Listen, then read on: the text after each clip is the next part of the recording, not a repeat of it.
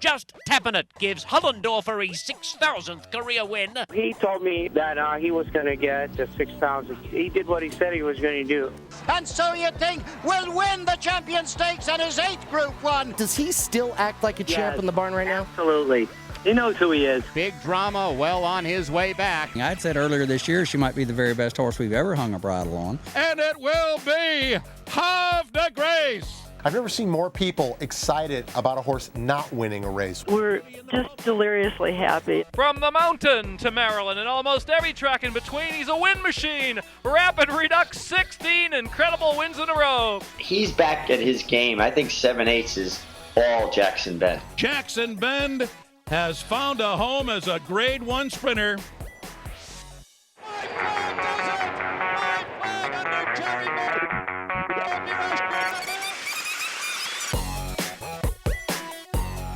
This is HRTV Rewind, taking a look back at the racing week.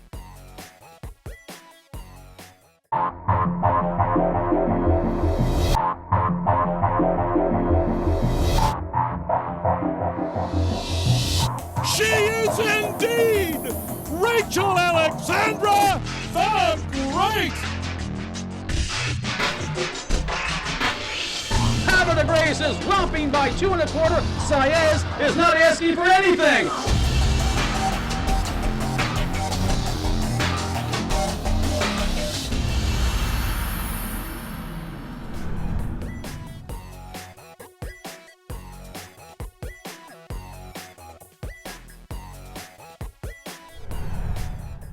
Well, she's doing well. I think she can overcome what we've had to do, and she's a good horse, and she overcomes my training every day. So this isn't anything out of the new for her, but she shipped up well. She's training good. The weather's nice and cool here. She's getting pretty antsy right now. It's a good bunch of horses we're running against. Everybody's been proven, and when you start running at Saratoga, it's tough just coming into this part of the woods.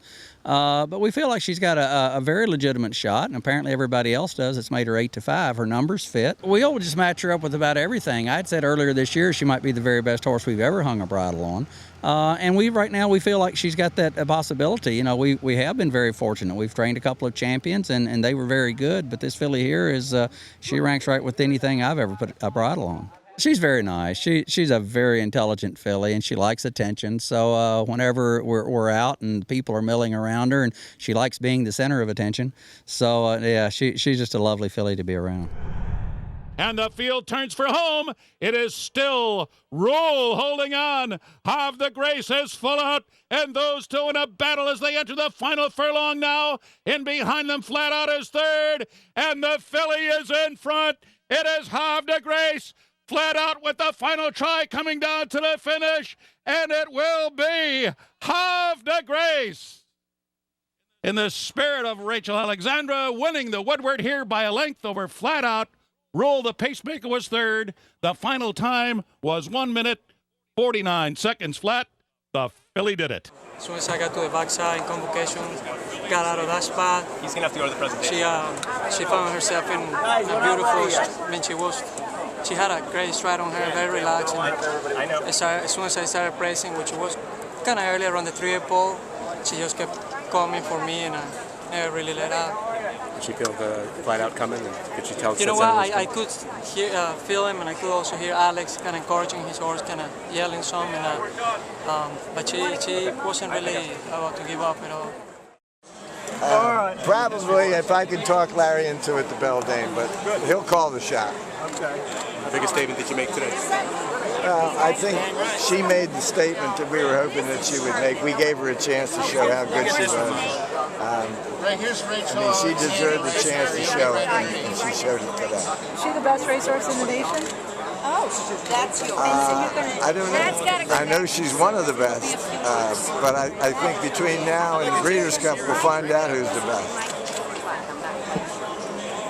What were your thoughts once we hit the turn and it was like coming out of the stretch? What were you watching out there? Well, I knew Flat Out was coming, but you know, I still thought Ramon had a lot of horse. He wasn't working hard on her at the quarter pole until the quarter pole, and you know, she can get a mile and an eighth a lot easier than she can get a mile and a quarter. But she can get a mile and a quarter.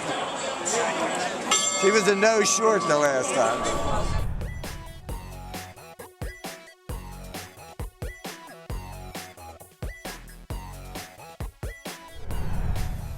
It is now post time. Personal Ensign has gained on the outside. Personal Ensign has the lead now by almost 2 lengths. They pass the 8th pole, and Personal Ensign goes clear by about 10 lengths. It's Personal Ensign in front. Personal Ensign continues to lead the way by 3. It's Personal Ensign in front. Personal Ensign on the outside in front. She remains undefeated. Personal Ensign in front. Now, Personal Ensign on the outside gets the lead by half. Undefeated Personal Ensign draws alongside. It's Horse of the Year, Personal Ensign in front. Personal Ensign has taken her place in the starting gate, and she will certainly take her place in history as one of the greatest fillies of all time. Street at 12, and they're up in the distaff. But Ensign, the undefeated filly, is now 9 lengths off the lead as they continue up the backstretch. Personal Ensign, a dramatic finish, and here is the wire, and it is Personal Ensign there.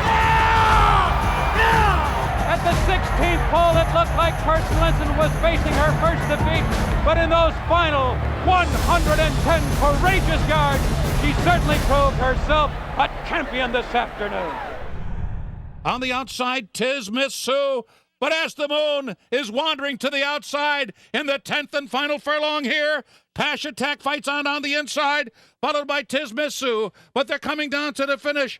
A little leg weary, but in front at the end, it is Ask the Moon, a repeat winner this season at the Spa.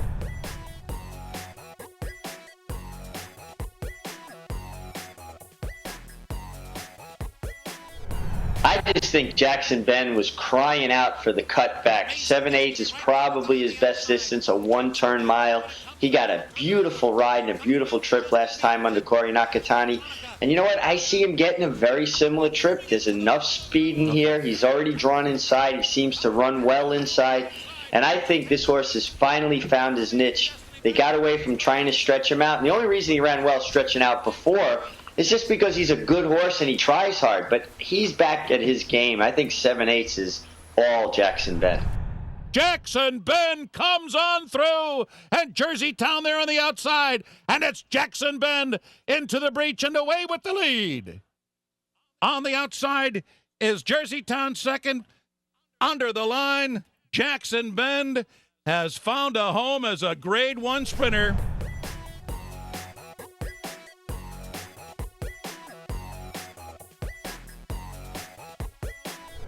He was not diagnosed at the racetrack, with what he eventually had, which is EPSM, an excess of glycogen, I believe, stored in the muscles, which can lead to atrophy. This is something that afflicts larger horses, the warm bloods and the type. Yes, it was Dr. Robert Perry from North Shore Equine Clinic.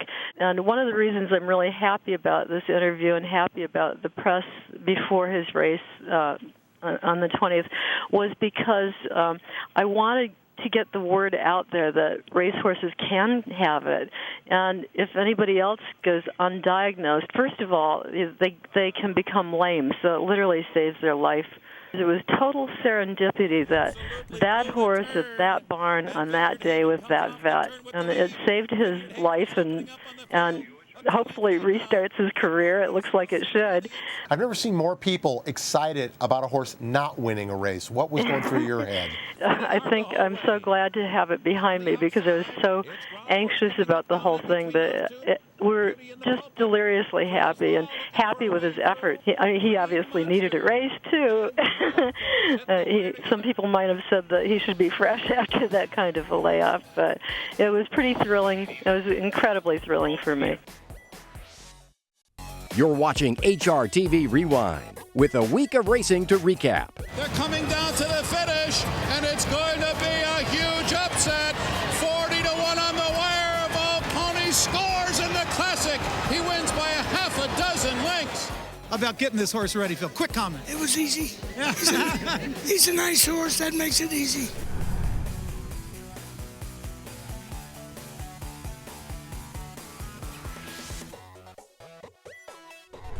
8th race, the running of the P.G. Johnson Stakes, and named in honor of your father. All the accomplishments he did for the Chicagoland guy in New York. Was Saratoga his favorite meet?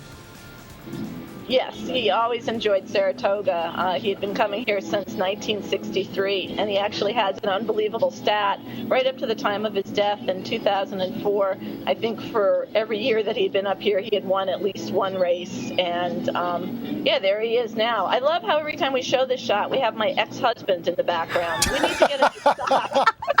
And I believe that's your hair behind him. But anyway, that's my sister who's in the shot as well next to Battaglia. And my sister Kathy will be here today to present the trophy to the winning owner. So we're excited about that. On the outside, Laura Michelle, and in between those two, New Wave fights on.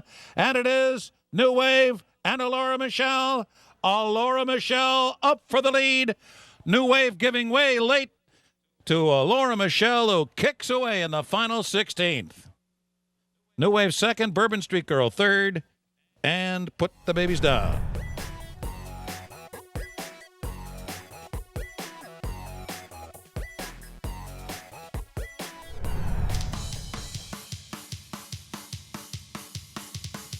As has become tradition at Saratoga for the first race of the meet, we ask for your participation in getting underway the greatest race meet in the world.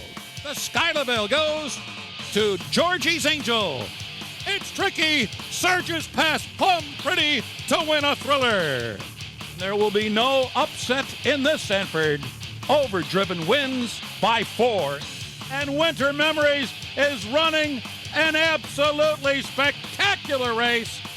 They're down to the line, and it goes to Zagora. Stay Thirsty to win the Jim Dandy, and he is on the trail to the Trevor. Past the Moon and Javier Castellano guided her all the way around Saratoga on the lead. Here is racing's newest millionaire, Sydney's Candy. It will be Caleb Posse, the longest shot on the board. And his way was terrific. Turbulent descent scores an absolutely decisive victory here. The classy and consistent Tar Heel Mom. Trap shot, a last gasp lunge, a photo finish. Parago closing late, too late, not enough to get to Big Blue Kitten, the winner. They're coming down to the finish. It's Winchester. Winchester wins.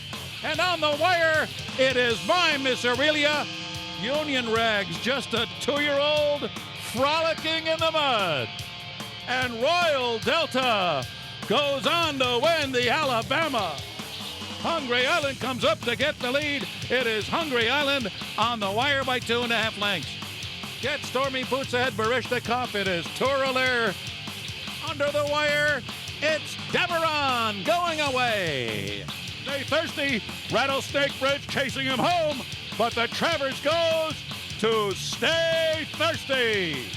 Here comes Hot Summer on through.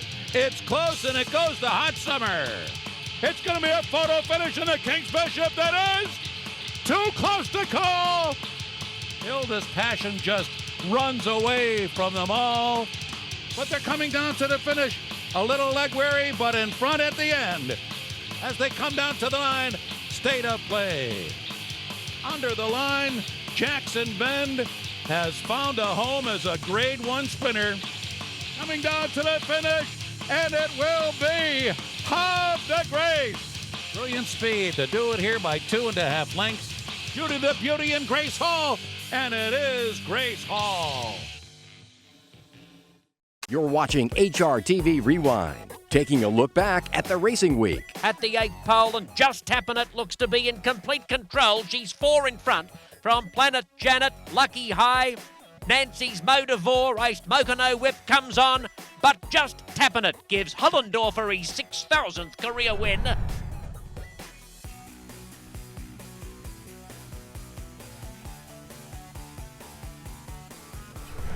Well, you know, I'm very pleased that our stable has done that, and I feel blessed and fortunate to be one of the ones that could have a chance to do it. So, you know, a lot of hard work went into it with everybody doing that. So, you know, I get all the credit, but a lot of other people helped do it, I'll tell you. Jerry, Zoe here. You always mention your team, which is a Hall of Fame trainer. You most certainly should. Part of your team has been Russell Bays. What did it feel for you? What did it mean for Russell to be on your 6,000th winner?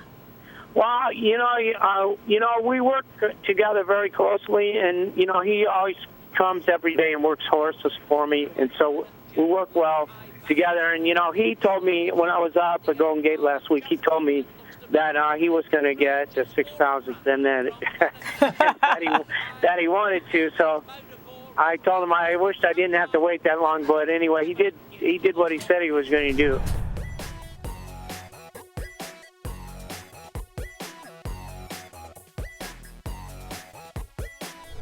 Horse by the name of Rapid Redux is looking for a 16th straight winner. The owner of Rapid Redux, Mr. Cole, is joining us on the phone. Well, it's been a lot of fun, Peter. We've shipped them around a lot, trying to find the best spots, and we've been pretty lucky. Gotten all the breaks, and just kind of trying to get it up to 1920 and break the record. Yeah, a lot of the modern day training is just not to really work them real hard, keep the training light, keep them healthy, and let them run once or twice a month. And that strategy's worked real good. Everything's fallen into place. And when you get a streak like this, you have to have a lot of good luck. But he's done a great job training, and we've combined with good luck. Just crossing our fingers every time out now.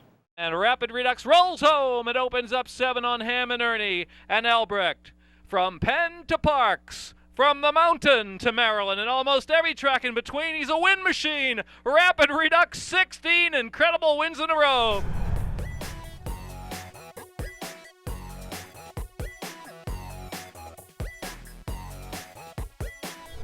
State of Play and Optimizer, nothing between them for the final 16th. Delahan is third toward the inside, and State of Play holds a narrow advantage as they come down to the line. State of Play holds on to win it by a hard-fought half-length over Optimizer.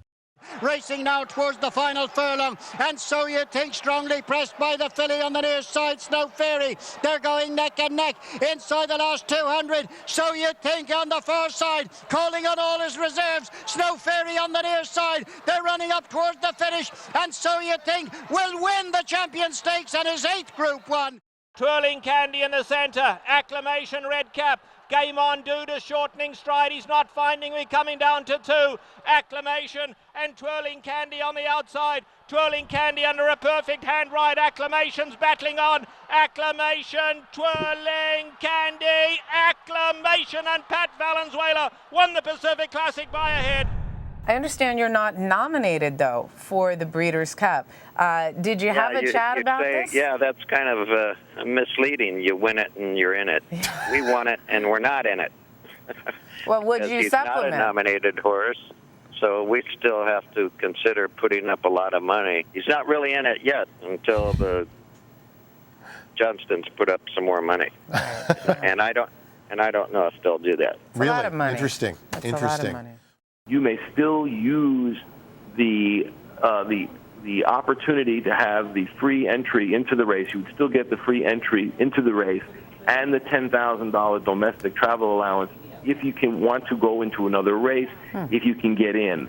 It's not winning you're in, but you would be able to get into that race if you had enough points to qualify or if the committee selects you. So I think the path would be open if the connections feel better off running in the turf as opposed to the Classic. In observing the fact that they did win the Eddie Reed, they did win a Grade 1, also that I think the committee would probably look favorably upon them. The cost would be $100,000 to basically become what we call a horse of racing age, the joint program.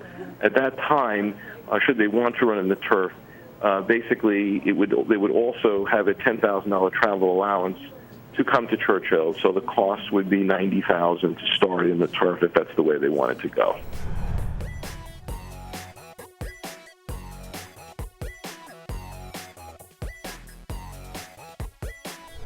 Big drama. The champion sprinter from 2010. Is his demeanor still champion-like? Does he still act like a champ in the barn right now? Absolutely.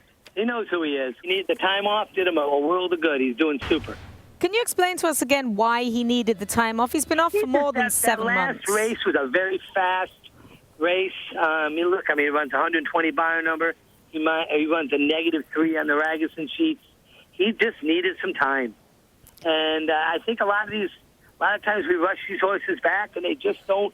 And then we seem to chase our tail the rest of the year. And it is Big Drama to the final furlong. Now Centeno is asking Big Drama. He's responding so far, but Black Diamond Cat making him run every step.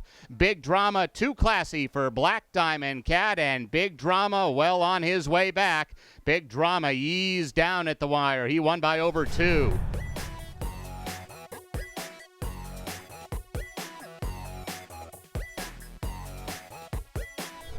Two-year-old fillies going 7/8 of a mile in the Del Mar Debutante. Okay. On Pauly track, Right. pointing toward the Breeders' Cup. Right. What does this race mean?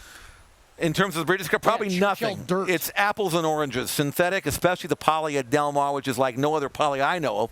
And then taking that form and try to translate it to the dirt at Churchill, it doesn't work. But it's still a good race to win. Okay. It's better to win it than lose it. So, I tell you what, can a okay. horse rebound from a loss here and improve on conventional? Oh, absolutely. Yeah. You always have an excuse at Del Mar if you don't run well.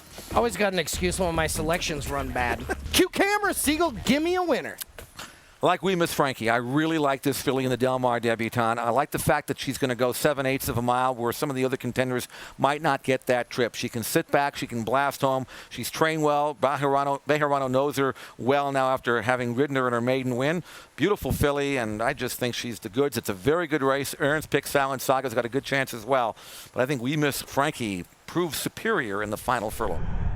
Woe Begone can find no more. Wild Truffles coming to the run on the inside of that. Emerald Gold finishing late as well, but it's We Miss Frankie. We Miss Frankie. Emerald Gold coming late, but We Miss Frankie commanding self-preservation from last. We Miss Frankie's kept them all at bay, and We Miss Frankie has won the Del Mar Debutante.